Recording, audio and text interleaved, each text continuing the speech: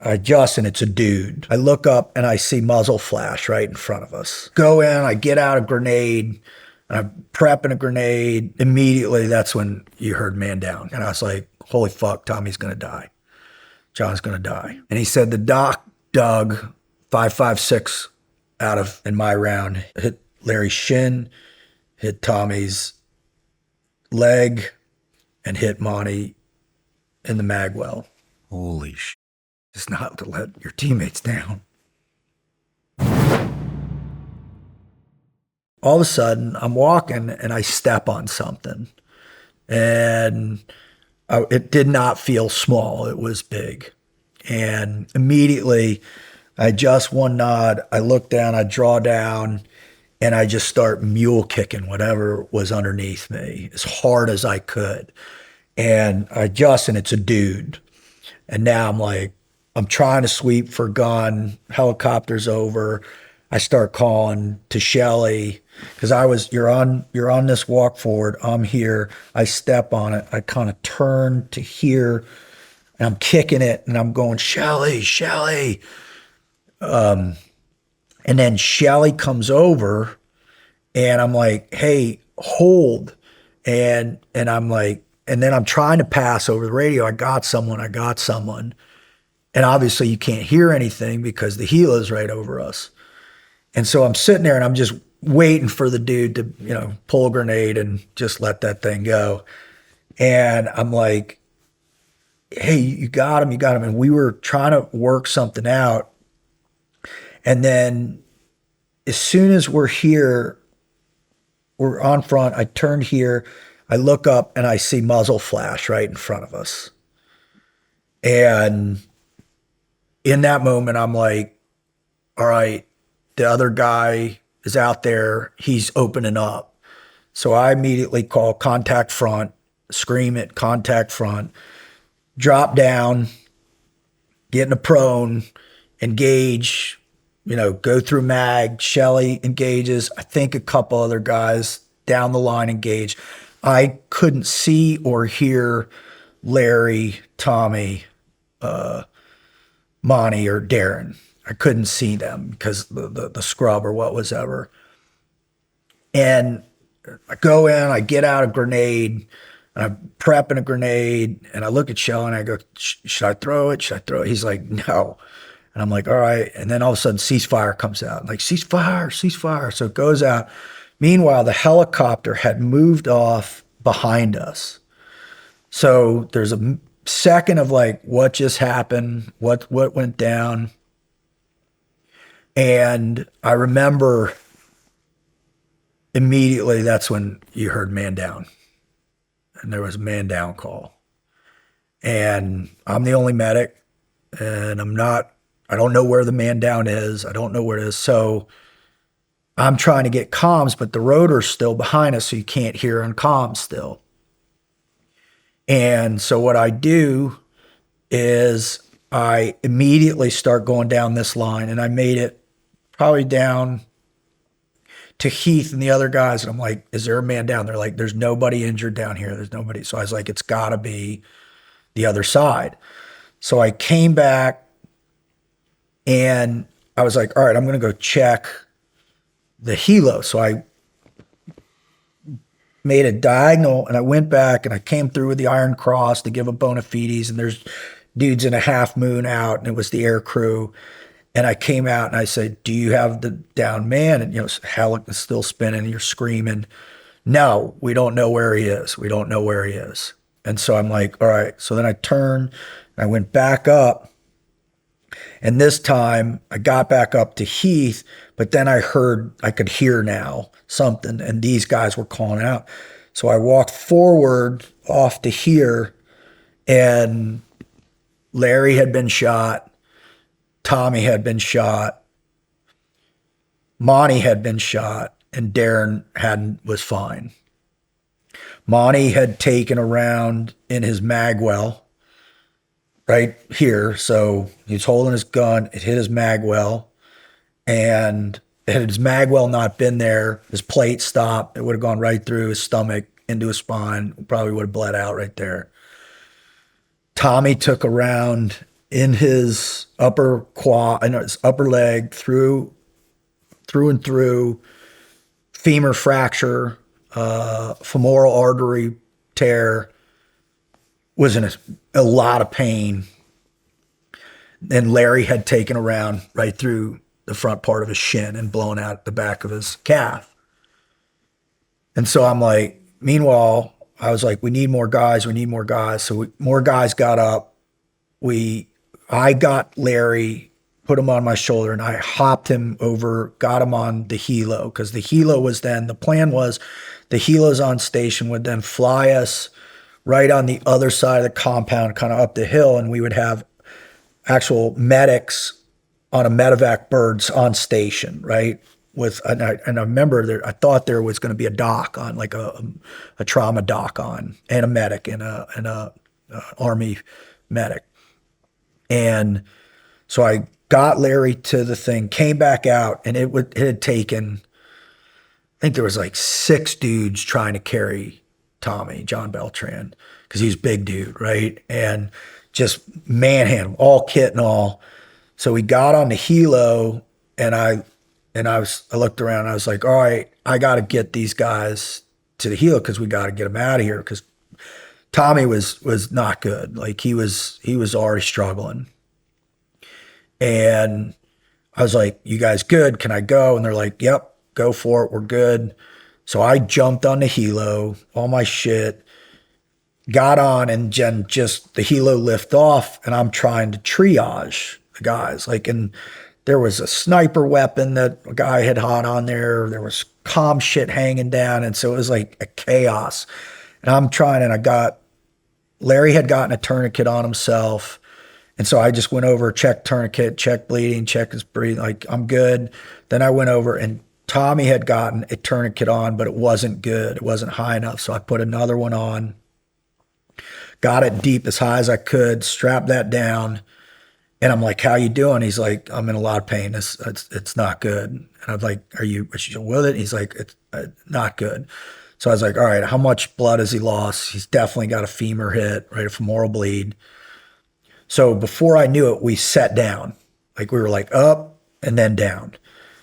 And I look out, and about 35 meters, 40 meters away was the 47 spinning.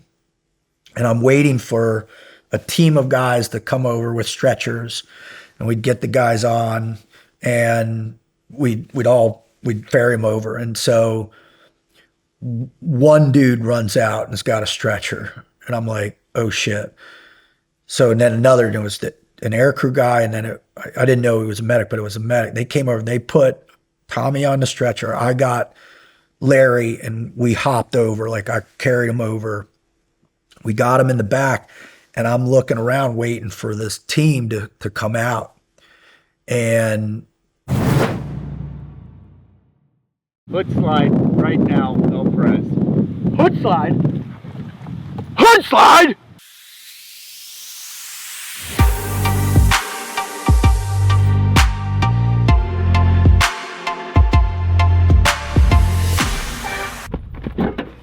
Are you gonna knock this fucking hood slide out or what? Bro, come on. What are you talking about? It's the flag. Oh my. The flag. The flag is on parade. Let's do it.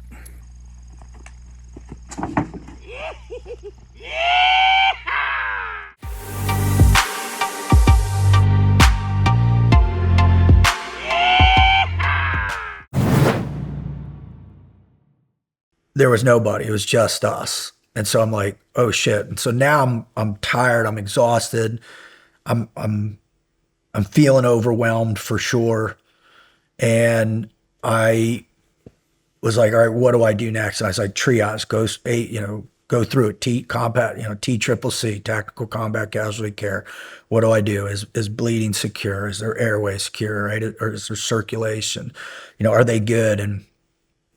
And I was like barking orders, but was not making a lot of sense. Finally, the crew chief grabs me and shakes me, and he's like, dude. I'm like, and meanwhile, rotor's going, you can't hear anything. He's like, dude, are you all right? And I'm like, what do you mean? He goes, that's a medic. He's on your team. Use him.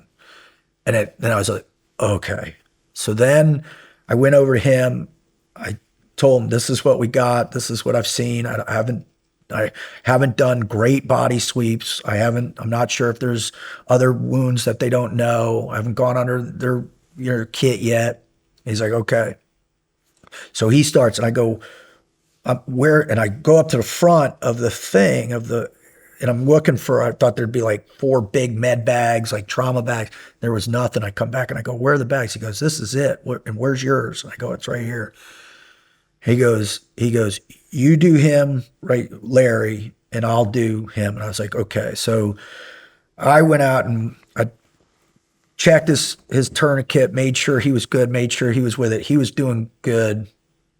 And so I wanted to elevate and isolate so his tibia and fibia, which was shattered, didn't just start cutting into his This artery. is the guy that got shot right here in the Right shin. here, yeah, Larry, and that his like popliteal artery didn't get nicked or whatever. Like I had to, so I got a water box. I bandaged the back of his calf, put it on that, elevated it, and made him comfortable. And I said, "Are you good?" And I was like, "Yeah." So then I did full sweeps. He's like, "I'm not hit anywhere else. I'm good. Everything." And I'm like, "Okay." So then by that time I had gone over, and this dude he was prepping a line. He'd done the sweeps. He was like, he doesn't have any more shots. He's lost a lot of blood. His pupils aren't good. He's probably going into hypovolemic shock. And at that moment, I realized we're 45 minutes away from Kandahar. And I was like, holy fuck, Tommy's going to die. John's going to die. And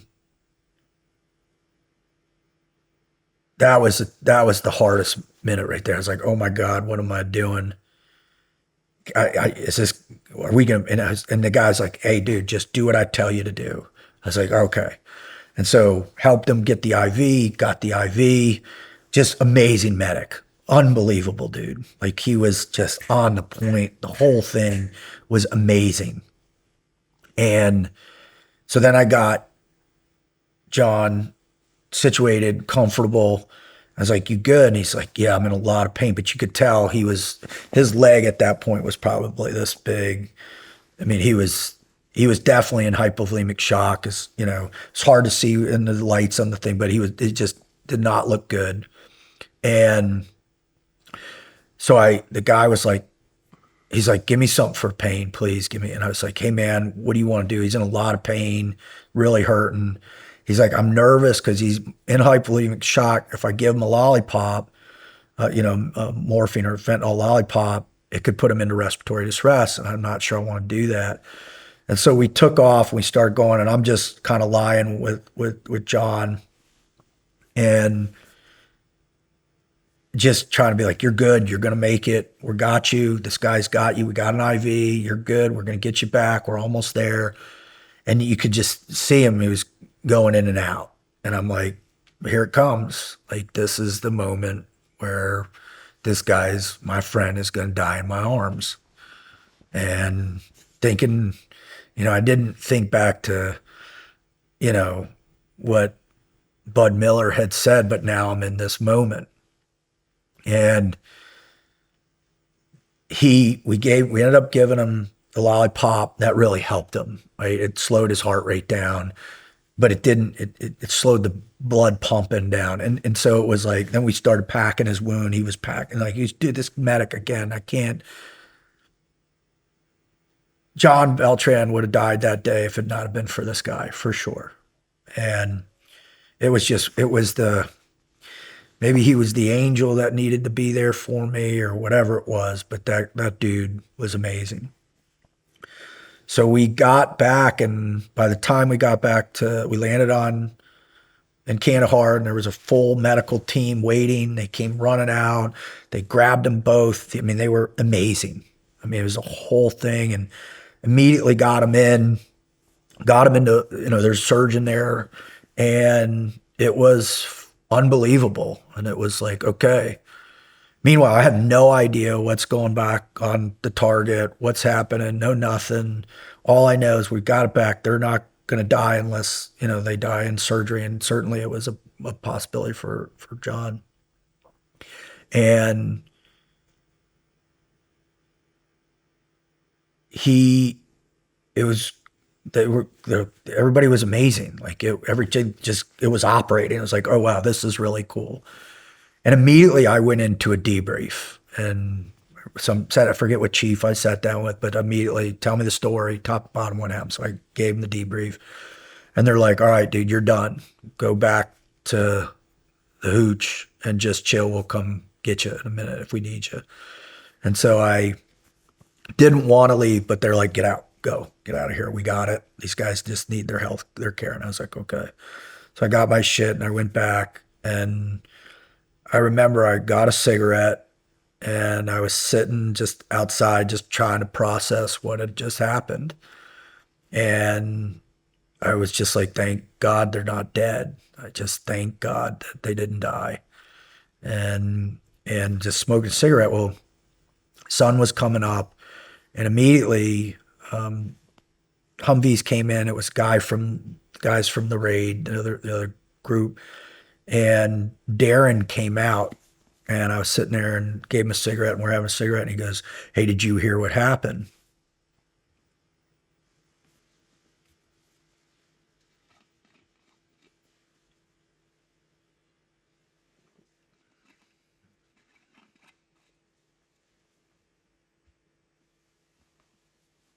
And I said, "No, what happened?"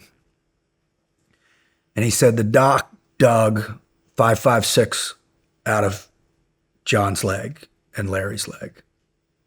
I'm like, "What?" He's like, "Yeah, he dug 5.56 frag out of his leg."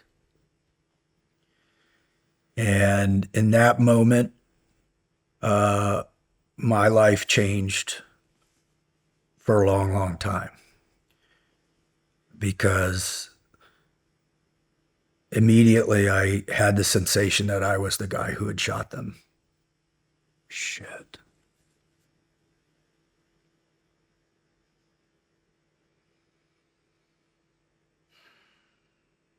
How did you know?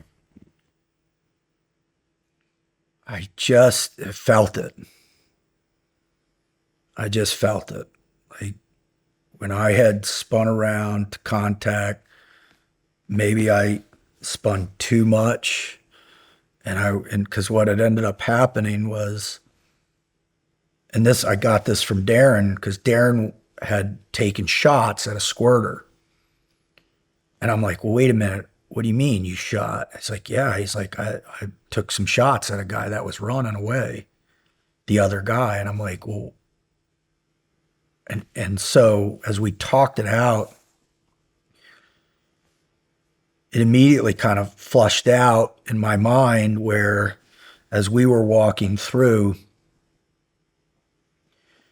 when I stopped with Shelley on the guy, they kept advancing. And what I think happened is they began advancing a little on an angle.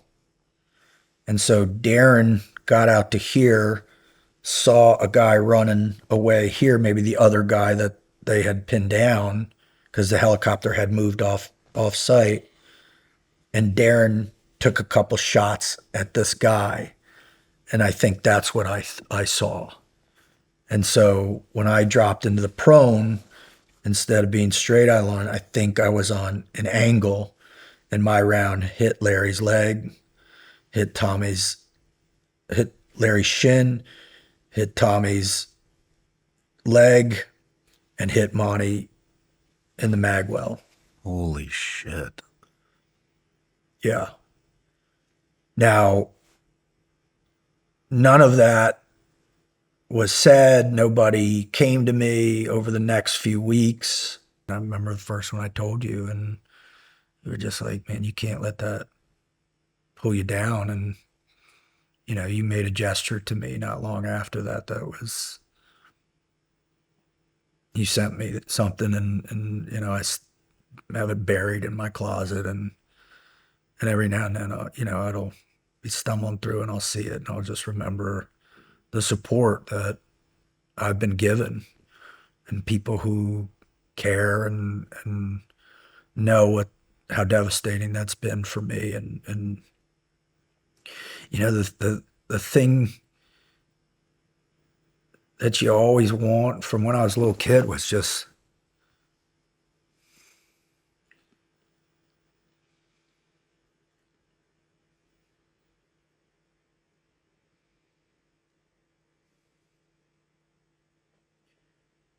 not to let your teammates down.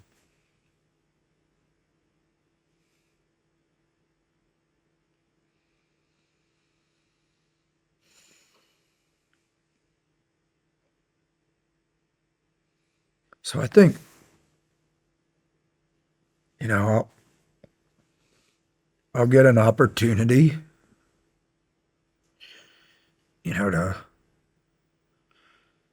hug him and to say I'm sorry again, and I'm sure him being him be like, right, it's good, man, you're all right. And if Larry's out there, I'm sure, because he had said the same thing a few times too. It's like, man, it's okay. Don't worry about it. No matter where you're watching Shawn Ryan Show from, if you get anything out of this, please like, comment, subscribe, and most importantly, share this everywhere you possibly can. And if you're feeling extra generous, please leave us a review on Apple and Spotify podcasts.